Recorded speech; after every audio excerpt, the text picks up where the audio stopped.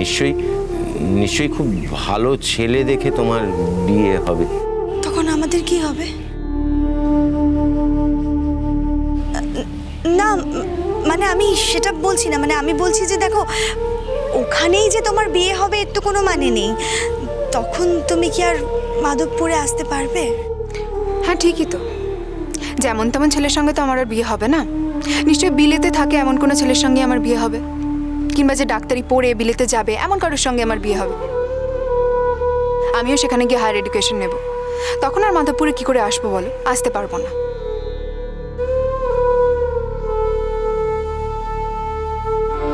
দিদি, তোমার সঙ্গে আমাদের আর দেখা হবে না, এটা তো আমরা ভাবতেই পারি না গো। দেখা আর হবে কি করে বলো? আমাকেও তো নিজের পায়ে দাঁড়াতে হবে, ভালো একটা বিয়ে করতে হবে। তোমরাই তো সবাই বললে। দিঠিমা, তুমি কি কথাটা শুনে আমাদের উপরে রাগ করলে মা?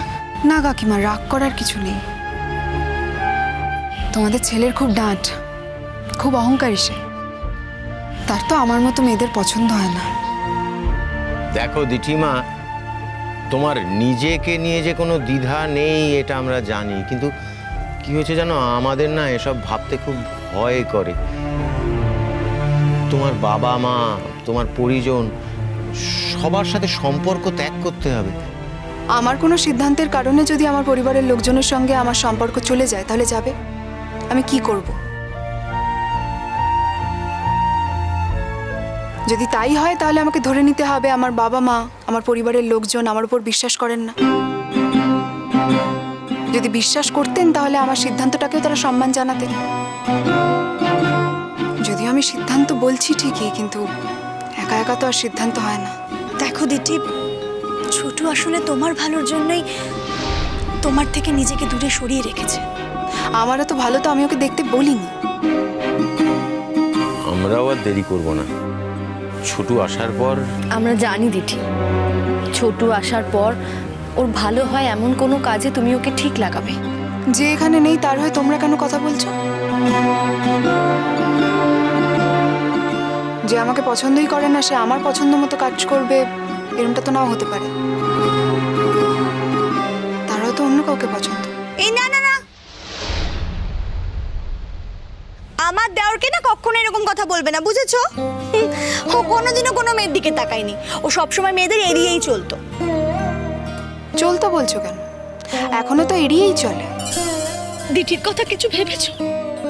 দিঠি আমার কাছে হিমালয়ের এক পারিজাত ফুলের মতো, যাকে যাকে দূর থেকে দেখে মুগ্ধ হওয়া যায় আর জীবনটাকে বদলে ফেলতে ইচ্ছা করে।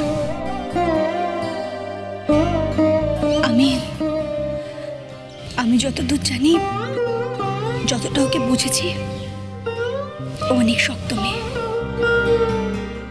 ও যদি কোনো সিদ্ধান্ত নিয়ে নেয় সেখান থেকে ও সরবে না। তা বলে তো ওর আমি এত বড় ক্ষতি করে দিতে পারি না। ওর একটা আলো ঝলমলে জীবন আছে, সেই জীবনটাকে আমি কিছুতেই অন্ধকারে রেখে দিতে পারি না। এমনও তো হতে পারে সেই আলো ঝলমলে জীবনটাই তোমার জীবন আলোয় মুড়িয়ে দিল। না বৌদি, তার আর সম্ভাবনা নেই।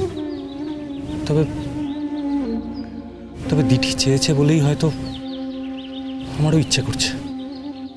আমিও চাই এই অন্ধকার জীবন ছেড়ে আলোর দিকে যেতে, কিন্তু আমি কি করবো আমি জানি না। আমি খুব চিন্তায় আছি বৌদি। তুমি যাই করো ছোট, আমি তোমার পাশে আছি। আর আমি চাইব ওই অন্ধকার জগতের লোকজনদের তোমাকে শেষ করে দেওয়ার আগে তুমি একবার রুখে দাঁড়াও, একবার আলোর পথে ফেরার কথা ভাবো। খুব লোভ হয় বৌদি, খুব লোভ হয়। দিদিকে দেখার পর আরো লোভ হচ্ছে, কিন্তু এর মধ্যে আর কোনো কিন্তু নেই ছোট, আর কোনো কিন্তু নেই।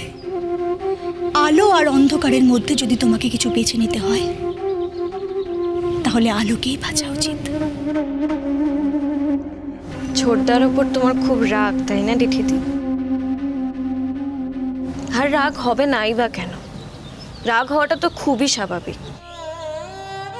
সত্যি খুব ডাঁটোর, না হলে তোমার মতো একটা মেয়েকেও পাত্তা দেয় না। আমার ছোটদাটা না খুব অহংকারী। একটা কথা বলি দিঠি, মনে রেখো, ছোট একমাত্র তোমার প্রতি আকর্ষিত হয়েছিল। আমার জীবনে এই ঘটনাটা না ঘটলে তোমার বাড়ির লোকেদের সঙ্গে আলাপ হতো না। ও, আমার বাড়ির লোকের সাথে আলাপ হয়েছে বলে বলছো? তোমার সঙ্গেও আলাপ হতো না। আমার মতন একজন ক্রিমিনাল ছেলের সঙ্গে, একটা অন্ধকার জগতের ছেলের সাথে দেখা হয়ে তোমার লাইফে একটা ব্ল্যাক স্পট পড়ে গেছে দিদি। যত তাড়াতাড়ি সম্ভব এই ব্ল্যাক স্পটটা তোমার মুছে ফেলা উচিত। আমার জীবনে কি করতে হবে না করতে হবে সেটা আমি বুঝে নেব। এই বিষয়ে আমি তোমার পরামর্শ চাইছি না। এখানে থাকতে কত ভয়ে ভয়ে থাকতে, ভালো করে কথাই বলতে না, কিন্তু বাড়ি ফিরে গিয়ে তোমার গলার জোরটা কিন্তু বেড়ে গেছে। তুমি কথা বলতে, তুমি যে কথা বলতে পারো আমি তো সেটাই ভুলে গেছিলাম। তুমি ভালো আছো? হ্যাঁ, বাড়িতে এসেছি, মাকে দেখতে পাচ্ছি, বাড়ির সবার সাথে কথা হচ্ছে, ভালোই আছি। তবে আমার আধখানা মন আমি মাধবপুরেই ফেলে এসেছি। কার কাছে? হোম ট্যাক্স দিলাম। কার কাছে ফেলে এসেছি উত্তরটা তুমি খুঁজে বের করো। তোমাকে তো বললাম যে ছোট আজ পর্যন্ত কোনো মেয়ের দিকে তাকায়নি। ছোট তোমাকেই ভালোবেসেছে দিঠি, আর তোমাকে ভালোবেসেছে বলেই ও তোমাকে নিজের থেকে সরিয়ে রেখেছে, যাতে ওর সাথে জড়িয়ে তোমার কোনো ক্ষতি না হয়। দিঠি, আমার দেওয়াকে ভুল বুঝো না, ও তেমন ছেলেই নয়। খুব গায়ে লাগে না তোমার? লাগবে না? 5টা নয়, 7টা নয়, একটা মাত্র দেওয়ার আমার। খুব ভালো ছেলে ও। হ্যাঁ, এখন কপালের ফেরে জেল খাটতে হচ্ছে। দিঠি, দিঠি, ছোট ফিরে এলে না, তুমি ওকে একটা ভালো জীবন দিও। আর এটা তুমিই পারবে দিঠি, একমাত্র তুমি পারবে, জানো। তোমার জন্যই তো আজকে আমরা মাথা উঁচু করে বাঁচতে পারছি। দেখো মা, যখন ভেবেছিলাম সবকিছু শেষ হয়ে গেছে, তখন নতুন করে সব শুরু করেছো তুমি। তোমার সঙ্গে তো আর আমাদের কৃতজ্ঞতার সম্পর্ক নয়, আমাদের প্রাণ ভরা আশীর্বাদ রইল তোমার সাথে।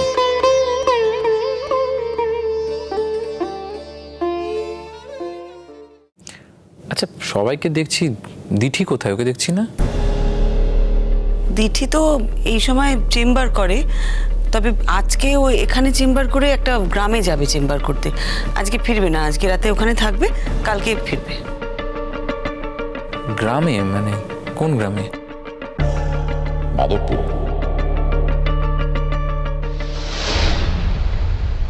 আর একটা কথা, কলকাতায় মাস্টার্সে ভর্তি হতে গেলে কিন্তু অ্যাডমিশন টেস্ট দিতে হয়, মনে থাকবে তো? থাকবে বৌদি ভাই।